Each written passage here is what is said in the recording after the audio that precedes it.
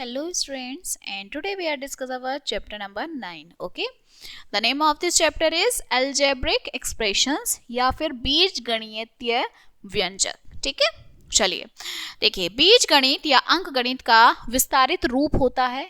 वस्तुतः यह व्यापक या फिर सामान्यकृत अंकगणित होता है. इसमें अभ्युक्तियां या फिर परिणाम एक सुसंगठित रूप में प्रस्तुत होते हैं. ठीक है, बीजगणित में हम संख्याओं को दर्शाते हैं या प्रस्तुत करने के लिए अक्षरों का प्रयोग करते हैं, डिजिट्स का प्रयोग करते हैं. लगभग 3500 वर्ष पूर्व संख्याओं के लिए प्रतीकों का प्रयोग करते थे. प्राचीन भारतीय गणितज्ञ को अनेक प्रकार के नाम दिए हैं. वे अज्ञातों को सूचित करने का अर्थ देने के लिए रंगों के नाम के प्रथम अक्षरों का ही प्रयोग करते थे. ठीक है, बीजगणित में हम विभिन्न भाषाओं की वर्णमालाओं के वर्णों का प्रयोग करते हैं, यूज करते हैं, जैसे कि हमारी अंग्रेजी, हिंदू, यूनानी आदि. हम इनका प्रयोग जो है वो संख्याओं या फिर अंकगणितीय प्रतीकों तथा जड़, घटाव, गुणा और आपके भाग की संक्रियाएं करने के लिए करते हैं. ठीक है, इन वर्णों का प्रयोग जो है वो आपके जो परिणाम हैं उसको सामान्यकृत करने या फिर अज्ञात मात्राओं को दर्शाने के लिए करते हैं. ये वर्ण चर या शाब्दिक संख्याएं अथवा वर्णिक कहलाते हैं. ठीक है, तो इस कथन में अक्षरों के उपयोग से कथन या फिर परिणाम जो है वो सूक्ष्म रूप से लेते हैं, जिसे पुनः प्रसारित कर इच्छित परिणाम प्राप्त किए जा सकते हैं. ठीक है, उदाहरण के लिए a is equals to x square, तो a जो है वो क्षेत्रफल है, x जो है वो उसकी भुजा है. ठीक है, तो देखिए इसे ही हम क्या कहते हैं, बीजीय अंक कहते हैं. वर्णमाला के जो अक्षर संख्याओं को आपके निरूपित करने के लिए प्रयोग होते हैं वो हमारे बीजीय अंक कहलाते हैं, या फिर हम उन्हें क्या कह सकते हैं, वेरिएबल्स कह सकते हैं. ठीक है, तो देखिए वेरिएबल्स क्या है, बीजगणितीय मतलब एल्जेब्रिक, जो हमारे एल्जेब्रिक एक्सप्रेशंस क्या होते हैं. तो देखिए एल्जेब्रिक एक्सप्रेशंस यही होते हैं कि हमारे एक्स वाई जेड और उनके साथ एक कांस्टेंट नंबर है. ठीक है, तो जैसे हमें इसमें क्या बताना है, बीजगणितीय व्यंजक एक्सप्रेशंस बताने हैं, तो क्या होगा इसमें, इसके पद, ये हमारा आंसर है कि यहाँ पे क्या होगा, अलग अलग एक्स वाई होगा, एक्स स्क्वायर होगा, ठीक है, वाई होगा, तो ये अलग अलग बताने हैं इसमें क्या होंगे. ठीक है, अब एल्जेब्रिक के टाइप्स क्या हैं, देखिए 3 टाइप्स हैं, बायनोमियल, ट्राइनोमियल और पॉलिनोमियल. बायनोमियल क्या होते हैं, जब हमारे 2 पद होते हैं, ठीक है, और उन्हें हमारे बायनोमियल हैं कि जो हमारे द्विपदीय व्यंजक हैं, जैसे कि जिसमें यहाँ पे 2 प्लेस है. ठीक है, x प्लस 3y है, y 15 माइनस y है ये.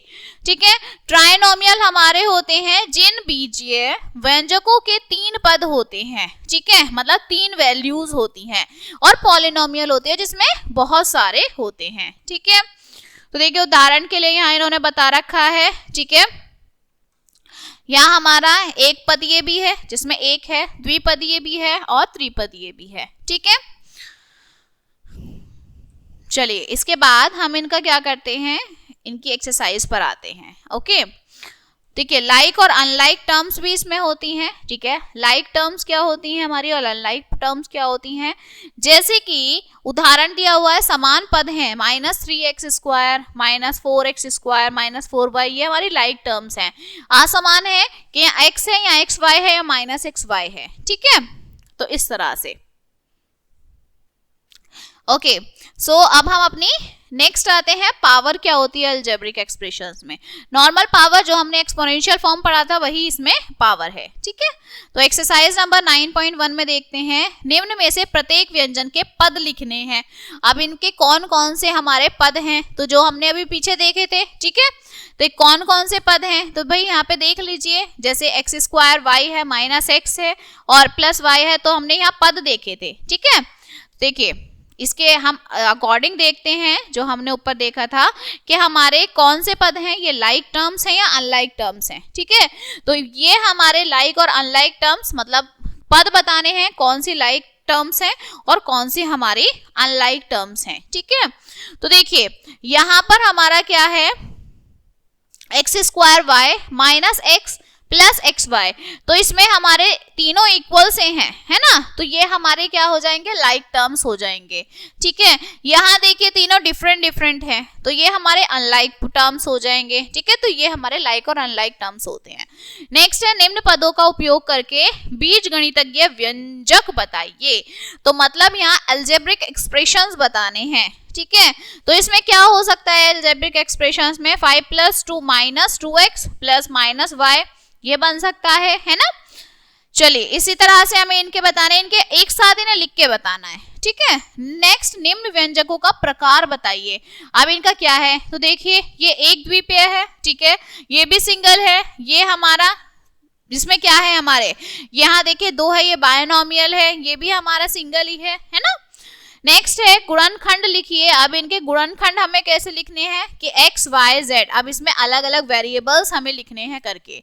ठीक है, नेक्स्ट है x का गुणनखंड क्या होगा, तो x का है यहाँ पे हमारा 4 है, यहाँ -3 है, यहाँ -1 है, यहाँ 1 है, ठीक है, 9 है, इस तरह से। ओके, नेक्स्ट है प्रत्येक में -xy, xy की क्या वैल्यू है, तो यहाँ -1 -10 2, ठीक है, इस तरह से। ओके, नेक्स्ट है निम्न व्यंजकों के समान पद छांटिए। सिमिलर कौन से हैं, तो देखिए x और 3x है ना, 4x² x² है, y और 6y, इस तरह से इन्हें अलग अलग छांटना है। ठीक है, आगे है x की वैल्यू, y की वैल्यू, z की वैल्यू दे रखी है और इसमें हमें पुट करना है। तो यहाँ पे 2/-3 प्लस 2² -3² -3/4 माइनस यहाँ पे 2/4 आ जाएगा, और फिर इसमें वैल्यू पुट करके इन्हें सॉल्व कर देंगे। ठीक है, नेक्स्ट x की वैल्यू -2, y की वैल्यू 3 पर ज्ञात कीजिए। अब इन्हें हमें ज्ञात करना है, तो कुछ नहीं है, इस वैल्यू में पुट कर देंगे।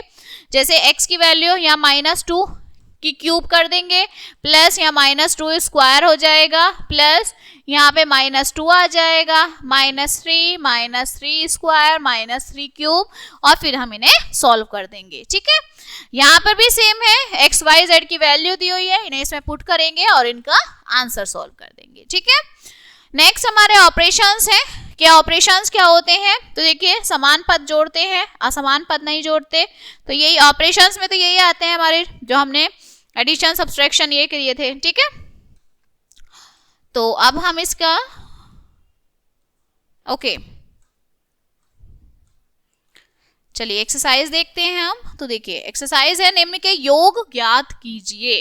अब हमें योग बताना है, ठीक है, एडिशन बताना है दोनों का, तो इसमें ऐड करना है। ठीक है, एक्सरसाइज 9.2 में, तो देखिए a² - 3b² प्लस 2ab, ठीक है, plus 4a² plus 6b² plus 8ab। अब पहले a वाली वैल्यू लिख लेते हैं, तो यहाँ पर a² प्लस 4a², ठीक है, -3b² plus 6b² plus 2ab plus 8ab। ठीक है, तो ये कितना हुआ, 4a² माइनस, यहाँ पे साइन प्लस का आ जाएगा, ठीक है, यहाँ पे 3b², ठीक है, प्लस 10ab, ठीक है, और ये इसका आंसर हो जाएगा। ठीक है, ऐसे ही घटाना है, तो में से डैश को इतने में से घटाना है, तो इसको माइनस करना है इसमें से, तो जैसे हमने प्लस किया सेम हमें माइनस करना है। ओके, यदि x इतना है y इतना है, तो x प्लस वाई और x माइनस वाई कितना होगा, तो भाई वैल्यू पुट कर लीजिए, x plus y is equals to a² plus b², ठीक है, plus ab plus 3a minus b। अब इक्वल रख लेंगे, देखिए a² कुछ नहीं है, a² ऐसे ही हो जाएगा, प्लस b² भी हमारा ऐसे ही आ जाएगा, ठीक है, प्लस ab, और यहाँ पर प्लस 3a और माइनस b। ठीक है, तो अब हमें इसे क्या करना है, इसे सिंप्लीफाई करना है। तो देखिए a² प्लस b², ये हमारा कोई फॉर्मूला तो बन नहीं रहा है ना, तो हम क्या करेंगे, इसमें से कॉमन ले लेंगे, है ना, तो a² प्लस b², यहाँ पर हम कॉमन ले लेंगे, यहाँ हमारा कॉमन लेकर आ जाएगा कि ओके, यहाँ अगर हम कॉमन लेते हैं इन दोनों में से ab, ठीक है, तो यहाँ ए बी ले लेंगे, यहाँ 1 प्लस 3, वेट देखिए ये हम x प्लस वाई, ठीक है, तो x की वैल्यू हमारी क्या है a square plus b square, okay, plus a b यहाँ पर again plus 3a minus b, okay, yes. तो अभी इनसे सॉल्व करेंगे, a square plus b square plus a b, ठीक है, प्लस 3a माइनस बी। तो हमारी कोई ऐसी वैल्यू नहीं है, तो हम a की वैल्यू एक साथ लिख लेते हैं। देखिए a स्क्वायर प्लस 3a, ठीक है, यहाँ plus b square minus b और प्लस ए बी, ठीक है। तो यहाँ हम a कॉमन ले लेंगे, यहाँ आ जाएगा a plus 3 plus b common लिया तो b माइनस 1 और यहाँ प्लस ए बी चल रहा है, ठीक है, तो यही हमारा आंसर हो जाएगा, ओके। और इसी तरह से m x माइनस वाई निकाल लेंगे, ठीक है। सेम हमें यहाँ x की वैल्यू y की वैल्यू दी है, इनमें पुट करेंगे, ठीक है। तो इसी तरह से हमारी ये सारी एक्सरसाइज कंप्लीट होनी है, ओके। नेक्स्ट है ब्रैकेट्स। तो हमें बॉड मास के रूल्स में हमने ब्रैकेट्स स्टडी कर लिए थे, ठीक है, कैसे हटाने हैं ये हमें पता है, पहले कौन सा ब्रैकेट हमें हटाना होता है। चलिए तो एक्सरसाइज नंबर 9.3, अब देखिए निम्न में से व्यंजक को अंतिम 3 पदों के कोष्ठों में इस प्रकार रखिए कि इसके पूर्व प्लस चिन्ह हो या माइनस चिन्ह हो, ठीक है। तो अब हमें इसे अरेंज करके लिखना है, कैसे अरेंज करके लिखेंगे, तो देखिए फर्स्ट हमें दे रखा है, तो यहाँ पर देखिए अब हमें x की वैल्यू एक साथ रख लेंगे, y की वैल्यू एक साथ रख लेंगे, ठीक है। यहाँ पर भी हम इसी तरह से सॉल्व, देखिए एक्स स्क्वायर, तो यहाँ एक्स स्क्वायर की वैल्यू एक साथ आ जाएंगी, ठीक है, इन्हें अरेंज करके लिख लेंगे हम, ठीक है। नेक्स्ट है कोष्ठ को हटाकर, मतलब ब्रैकेट्स हटा के इन्हें सॉल्व करना है। तो देखिए पहले हम ये अंदर वाला ब्रैकेट सॉल्व करेंगे, ओके, फिर हम ये बिग ब्रैकेट सॉल्व करेंगे और उसके बाद हम ये पूरी इक्वेशन ही जो है सॉल्व कर देंगे, ठीक है। तो इसी तरह से ये सॉल्व होना है। देखिए इनको हम सॉल्व करेंगे, जब हम सॉल्व करते हैं तो हमारा जो बाहर वाला साइन है इसलिए हमारे अंदर की वैल्यूज को चेंज कर देता है, ठीक है। तो जब वो माइनस चेंज होगी तो हमारी वैल्यूज भी चेंज हो जाएंगी, ठीक है। तो इस तरह से हम इन्हें सॉल्व करेंगे, ओके। तो ये हमारा जो है अलजेब्रिक एक्सप्रेशंस को सॉल्व करना है with the help of bracket. देखिए जैसे हमारा 5a square plus a square minus 3a square minus 1 minus 2a minus a cube minus 3a cube और प्लस 1, ठीक है।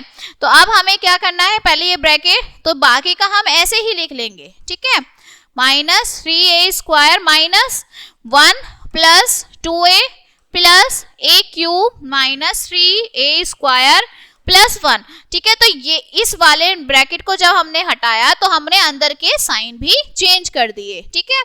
अब ये 2a वाली वैल्यू एक साथ लिख लेंगे, ओके। ये तो हमारा 6 ही हो जाएगा, इसे हमें अलग लिखने की जरूरत ही नहीं है, ठीक है। यहाँ आ जाएगा 6a स्क्वायर माइनस ये आ जाएगा हमारा 5a, ठीक है, और ये हमारा आ गया, यस, यहां हमारा आ जाएगा -1, यहां हमारा आएगा -2a क्यूब प्लस 1, ओके। अब ये वाला ब्रैकेट हटाएंगे तो 6a square minus 5a plus 1, यहां हमारा प्लस 2a क्यूब और यहां पर प्लस 1, ठीक है। तो ये हमारा आया। अब हमें क्या करना है, यस, तो अब हमें इसे सॉल्व करना है। तो देखिए a स्क्वायर वैल्यू तो कोई वैल्यू ही नहीं है, तो 6a square minus 5a plus 2a cube plus 2, okay. तो ये हमारा इसका इक्वेशन का आंसर हो जाएगा, ठीक है। तो इस तरह से हम इसे सॉल्व करेंगे, okay. Now this chapter is completed. अब इसके स्मरणीय बिंदु हम देखते हैं। ऐसी राशियां जिनकी संलग्नकता मान विभिन्न परिस्थितियों में बदलता है वह चर कहलाती हैं, ठीक है। जो राशि संख्यात्मक मान विभिन्न परिस्थितियों में अपरिवर्तित रहता है वो चर कहलाती हैं, ठीक है। यदि किसी बीजीय व्यंजक में केवल एक ही पद है तो वो पदीय, 2 है तो द्विपदीय और 3 है तो त्रिपदीय कहलाते हैं, ठीक है। मोनोनोमियल, बायनोमियल, ट्राइनोमियल और पोलोनोमियल, ठीक है। तो ये हमारा चैप्टर यहीं कंप्लीट होता है and we will meet on the next chapter. Thank you.